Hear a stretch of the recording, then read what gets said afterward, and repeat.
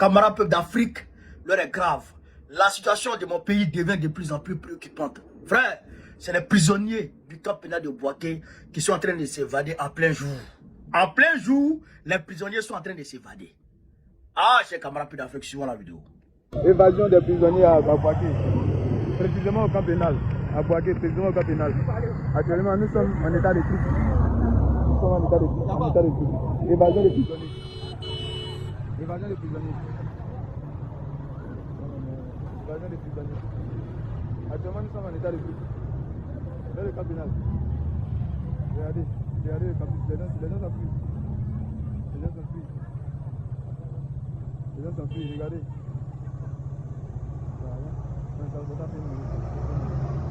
Évasion. Précisément à Bouaké. On a fait une minute. Précisément à Bouaké. Seulement nous sommes tous en alerte. Voilà, en état de choc. Voilà, donc vous avez suivi la vidéo. Chers camarades peu d'Afrique. Ben si vous parle sans éléments, les gens vont dire, ah, il ment. Ça, c'est les étudiants qui sont en train de courir comme ça. Les détenus eux-mêmes, là, qui se sont évadés, là, ils sont déjà partis. Ils sont déjà partis, kosso. Donc, qu'est-ce qui s'est passé en réalité, chers camarades? Parce qu'il est important de signaler que l'université Alassane Ouattara est juste à côté du camp pénal. Donc, on peut sauter du camp pénal et puis pour tomber dans la cour de l'université et tout ça. Et puis maintenant, tracer pour aller. Donc, je pense que les étudiants étaient plus de panique par les mouvements des détenus et puis des forces de l'ordre. Qu'est-ce qui s'est passé en réalité? Selon nos sources qu'on a, le mardi 11 février 2025, eh bien, les gardes pénitentiaires ont entamé une fouille musclée. Je répète, une fouille musclée. Ils ont commencé à fouiller de fond en comble les cellules. Ils ont commencé à même maltraiter les détenus. Donc, et les détenus ont été pris par surprise. Donc, ils ont laissé ça passer. Et le mercredi 12, ils sont revenus à la charge. Pour tenter maintenant encore de les fouiller encore. Qu'est-ce qu'ils recherchaient? On ne sait pas. Alors quand ils ont commencé à les fouiller, à les maltraiter, à renverser toutes les affaires, les détenus se sont révoltés. Quand ils sont révoltés, maintenant, il y a eu altercation entre gardes pénitentiaires et détenus. Donc, il a commencé à avoir coup de poing par là, bou. Donc, les gardes pénitentiaires étaient maintenant débordés. Alors, ils ont fait appel aux forces de l'ordre. Quand les forces de l'ordre arrivent, ils envoient en même temps les gaz lacrymogènes. Quand les gaz tombent, il y a la fumée naturellement. Donc, dans ce mouvement de panique, beaucoup ont profité pour sauter les clôtures, pour essayer d'escalader les murs. Deux sont partis. Voilà comment ça s'est passé selon nos sources. Mais il y a eu des blessés. On n'a pas encore eu vent du perte en vie humaine, mais il y a eu des blessés. Mais le procureur de Bouaké dit qu'il n'y a pas eu d'évasion. Dès qu'il n'y a pas eu d'évasion, il n'y a pas eu de blessés.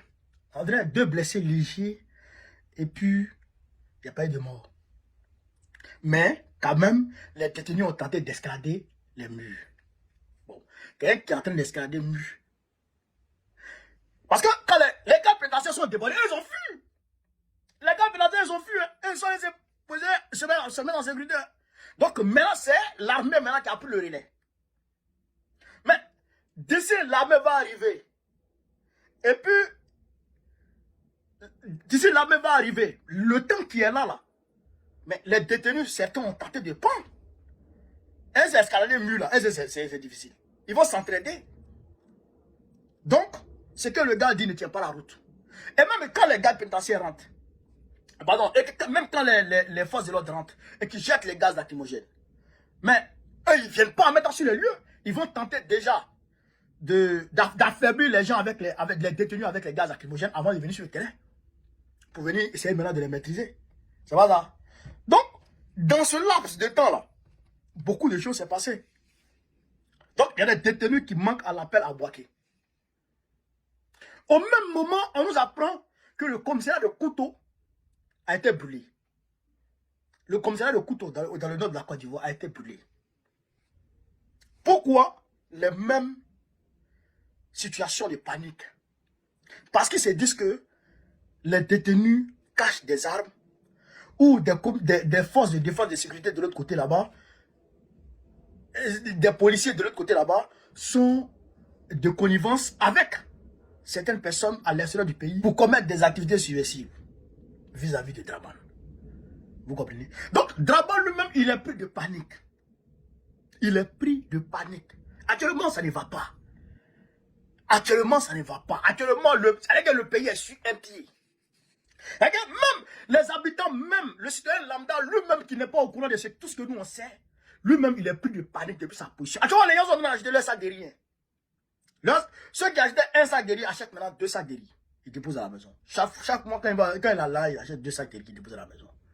Huile, Kumaji, en tout cas, les gens sont fait leurs provisions.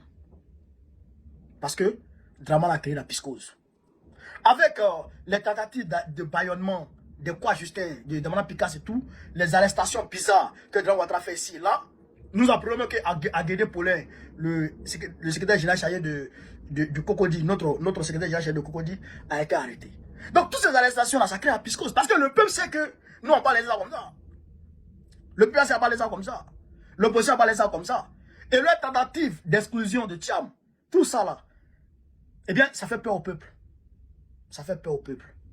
Les États-Unis d'Amérique, plus de 300 millions d'habitants, ils ont fait leur élection. 0 mort, 0 blessé. 0 mort, 0 blessé. Kamala Harris a été frappée, elle s'est rendue de côté.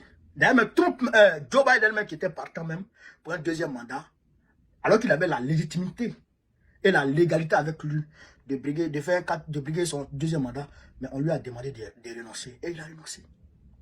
D'abord pour sauver son parti. Et celle qui est partie le représenter n'a pas pu face à Trump.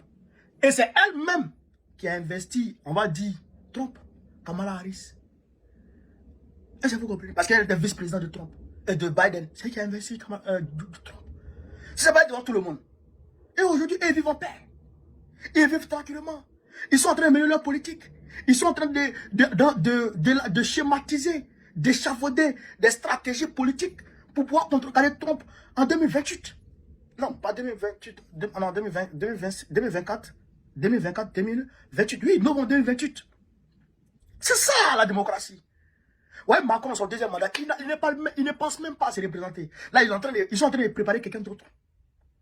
Quand c'est comme ça, là, les élections, là, les gens s'en foutent. Ils vont voter, puis c'est fini. Mais toi, tu veux rester au pouvoir à tout prix. Forcer, ça a créé problème. Non seulement toi, tu n'es pas en paix, tes lieutenants ne sont pas en paix, le peuple n'est pas en paix, les opposants ne sont pas en paix. Tu crées un climat de tension où les Ivoiriens sérieux en chaîne de faïence. C'est pas bon. C'est pas bon. Aujourd'hui, toutes les couches sociales de notre pays sont en alerte. Tout le monde veut rentrer en mouvement. Parce qu'ils savent qu'aujourd'hui, c'est le dernier virage. Si Draman ne paye pas leur argent dans cette année électorale, eh bien, il ne va plus payer. Donc tout le monde sait ça. Si les décrets ne sont pas signés en cette année électorale, il ne va pas le faire. Et ça sera difficile d'emmener le nouveau président à le faire. Donc, les gens, tout le monde en alerte maximale. Et tout le monde veut rentrer en mouvement. Donc, moi, ce que je préconise, et ce que je suggère à Draman, c'est de mettre fin à ce climat de tension. C'est de mettre fin à ce climat de tension. Est-ce que vous comprenez ça? Si Draman arrive à mettre fin à ce climat de tension, eh bien, les Ivoiriens vont se sentir à l'aise. Les gens sont en train de se préparer à quitter le pays. C'est la vérité. Les gens sont en train de se préparer à quitter le pays. Parce qu'ils savent que ça va péter. Et ça, c'est pas normal. Et on ne sait pas d'où ça peut venir. On ne sait pas d'où ça peut venir. Donc, il faut que ça cesse. Il faut que ça cesse. Il faut que on désamorce la bombe avant qu'elle explose. Il faut qu'ensemble, on désamorce la bombe avant qu'elle explose. Alors, j'ai quand même voir ce que je voulais vous dire. Sur ce, vive l'Afrique libre. Vive le panafricanisme. Vive tous les peuples panafricains. Babo, présent avec notre prochain. Inch'Allah, on est ensemble. Camarades peuple d'Afrique, peuple de Côte d'Ivoire, mes chers frères, c'est l'heure est grave. l'heure est très très grave. La situation sociale dans mon pays, la Côte d'Ivoire, devient de plus en plus catastrophique. Il y a des gens qui travaillent depuis près de 8 ans qui ne sont pas payés régulièrement. Des arriérés de salaire de 2 ans, 3 ans, cumulés. Frère, il faut voir pourquoi. Suivez cette vidéo attentivement et puis je vais décortiquer. On est parti chez Grand Pédafrique. Comme elle sait si bien le faire, depuis 2016, le postier est en arriéré de salaire. Vous pouvez vous imaginer, 8 ans durant, des travailleurs qui reçoivent 1 mois sur 3, 1 mois sur 4, quelquefois des tiers de salaire. Des tiers de salaire, c'est-à-dire qu'on te doit 2 mois, et puis on te doit te payer 1 tiers d'1 mois. Figurez-vous, le mois de décembre, les gens ont eu 28 000. Salaire de décembre, 28 000. Ça respecte aucune loi. La poste, les dirigeants de la poste sont des hors la loi. Je parle du directeur général, je parle du directeur financier, je parle du TRH, je parle de tous ces directeurs qui ont été nommés pour justement tuer le postier. Voilà dans quoi nous sommes. Et le postier ne veut pas mener. Justement, arriver à un moment, quand tu ne veux pas mener, tu refuses de communiquer. Et c'est ce nom que vous faites. 2 syndicats sur 6 ont lancé le mot d'ordre de grève. Et 98% des bureaux sont fermés depuis 2 semaines. Mais mieux, le directeur général de la Poste ne dit pas la vérité, même à la population. Est-ce que vous savez que la Côte d'Ivoire, la Poste de Côte d'Ivoire est sous embargo? Tous les colis et paquets ne vont pas à l'extérieur, c'est bloqué. Est-ce que vous le savez? Mais parce que la Poste de Côte d'Ivoire n'a pas payé ses engagements. On préfère prendre l'argent pour aller payer des voitures 940 millions, 160 millions, plutôt que de payer ses engagements. Et c'est ça, la Poste de Côte d'Ivoire. Il y a embargo sur la Poste de Côte d'Ivoire, aucun colis ne va à l'extérieur. Donc ça aussi, il faut donner l'information à la population. Ce n'est pas du fait de la grève que les colis ne font pas à l'extérieur, mais c'est parce que le directeur général de la Poste de Côte d'Ivoire n'a pas honoré ses engagements. Il a préféré prendre l'argent à utiliser à d'autres fins. Voilà la vérité. Et ça, cela date depuis longtemps. C'est dans ça que nous sommes, depuis belle lurette. Il fut un temps même où la douane a failli fermer le prix postal ici, parce que la Poste n'avait pas honoré ses engagements. 1, 2, 3, la DGI a bloqué nos comptes, telle structure a bloqué nos comptes. Qu'est-ce que vous voulez faire? Aujourd'hui, dans le mot d'ordre de grève, il y a plusieurs points de revendication. Et c'est ces points que nous réclamons. Donc, des revalorisations salariales qui datent depuis 2015, donc plus de 10 ans. Le conseil n'en bénéficie. Hein? Camarade, si on vous dit pas ça là, s'il n'amène pas cet élément vidéo pour vous faire entendre, et que moi-même je viens m'asseoir pour vous dire là, mais les gens vont me traiter de menteur. Les gens vont me traiter de menteur. Comment on peut donner 28 000 à un homme comme salaire? 28 000 francs CFA. Même pas 50 euros. Même pas 40 euros. Même pas 40 euros. On donne ça à un homme comme salaire du mois. 28 000 francs, salaire du mois. Le SMIC, c'est 70 000 en Côte d'Ivoire. On donne 28 000 à quelqu'un comme salaire du mois. Depuis 8 ans, depuis 2016, ils sont, comment on appelle ça?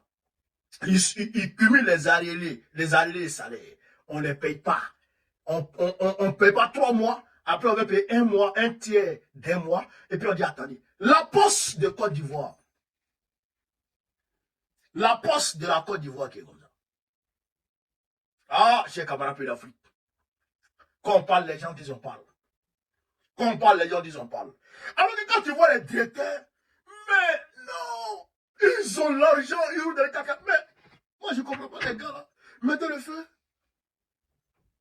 Mettez le feu au 4x4 là. Mettez le feu au Range Rover là. Ça là, mettez le feu dedans. Si tu as fait ça en France ici, hein, si tu as fait ça en France ici, c'est-à-dire que le syndicat même là, c'est lui qui va venir te sauver. Hein, d'ici le syndicat va arriver même déjà, ta voiture en feu. Quoi?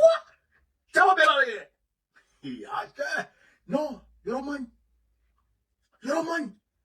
Mettez le feu dedans. L'homme là, mettez le feu dedans. Sa maison à retrouver, mettez le feu dedans. Quand vous faites ça là, ils vont comprendre que vous êtes dans la colère. Hein? C'est vrai que vous êtes sorti, c'est bien. Quand on comme ça, moi je le dis toujours. Toute personne qui va entreprendre une démarche de lutte pour faire respecter ses droits, me verra à ses côtés. Ça, c'est sûr. Ça, là, ça, c'est un acquis. C'est dès que vous engagez, dès que tu engages une lutte pour faire respecter tes droits, moi, il faut te dire que tu as déjà reconnu. Mais il faut aller plus fort. Il faut aller plus fort. Ça aussi, c'est une guerre. Il faut aller plus fort. Ça, là, c'est trop. C'est bon, mais c'est petit. Et puis, demander au-delà de la grève, au-delà de ces petits sittings-là, demander des autorités de manifestation dans les rues. Prenez les rues. Prenez les rues. Ça, c'est que c'est inimaginable. Ça dépasse l'entendement. 28 000 sur 3 mois. On dit, il y a un embargo sur la poste de Côte d'Ivoire. La poste de Côte d'Ivoire est sous embargo. Les colis ne vont pas à l'extérieur. Ah, chers camarades. Yoromani. Yoromani. Yorochana. Quand on dit ça aux gens, si le gars n'est pas dit ça, le pays là, la Côte d'Ivoire là, ça va plus. Le pays va mal. J'ai dit ici que l'argent, pour faire partir de l'argent en Côte d'Ivoire, pour faire des virements bancaires vers la Côte d'Ivoire, c'est devenu casse-tête chinois. Parce que les banques disent que la Côte d'Ivoire est sur liste noire de Gafi. Et ils disent qu'il y a tout le blanchiment d'argent là-bas. Pour sortir l'argent de la Côte d'Ivoire pour venir à l'extérieur, c'est casse-tête chinois aussi. Actuellement, ça ne va pas. Le régime dramanistanais a détruit la structure économique et même la notoriété de la Côte d'Ivoire à travers le monde. C'est-à-dire que l'image de la Côte d'Ivoire à l'international a été entachée. Bien, on est sale devant les gens comme ça. C'est le leader de la série qui a fait ça. Au-delà de ça, les créanciers nous poursuivent partout. La dette intérieure même là, on n'arrive pas à payer. La dette extérieure, on n'arrive pas à payer. Tout le monde nous poursuit. Vous allez voir incessamment les commerçants là. Les fournisseurs de l'État là. Vous allez voir, ils vont gréver. Il y a un qui m'avait appelé un jour, qui m'a donné une information pour dire que lui, on lui doit 200 millions et qu'on ne va pas payer. Il dit, fais-moi un vrai topo. Mets ton entreprise, mets ton nom, je vais frapper. Il a eu peur, il a reculé. Il a reculé. Mais tu recules, moi, il va me voir. Tu as 200 millions là-bas. Il t'a pas demandé de me donner 1 million. Il t'a demandé de me donner 10 millions. Il dit, fais-moi le topo. Pourquoi moi, je sois crédible devant mes abonnés? Fais-moi un topo. Donne le nom de ton entreprise. Donne celui qui te doit. Le ministère de tutelle. Tout. Qui est devant, qui fait, qui bloque les choses. Donne-moi le nom de tout le monde. Il est frappé. Il a reculé. Mais ils sont beaucoup. Il m'a dit qu'ils sont nombreux dans ce cas. Mais ils ont peur parce qu'ils espèrent toujours que l'État va revenir vers eux. Mais s'ils sortent et qu'ils attaquent l'État sur les réseaux sociaux, peut-être que ça va amener l'État à se rétracter. Donc ils ont peur. Ils sont entre le marteau et l'enclos. Mais ils finiront par sortir parce que je vois leur démarche ces temps-ci là, ils finiront par sortir, ça c'est sûr. Et puis à la fin de ce mois de février, vous savez que les enseignants vont rentrer en grève. Ah non, ils vont rentrer en grève. Au-delà de ça, les collectivités territoriales, ils vont rentrer en grève aussi. Les médecins vont rentrer en grève. Les fournisseurs vont rentrer en grève. Les transporteurs vont rentrer en grève. C'est-à-dire que le pays sera paralysé. Draman là, il est comme aujourd'hui un fruit mûr. Tu le touches pas, il va tomber. Et regardons cela. C'est là fini. Draman va tomber, c'est ça.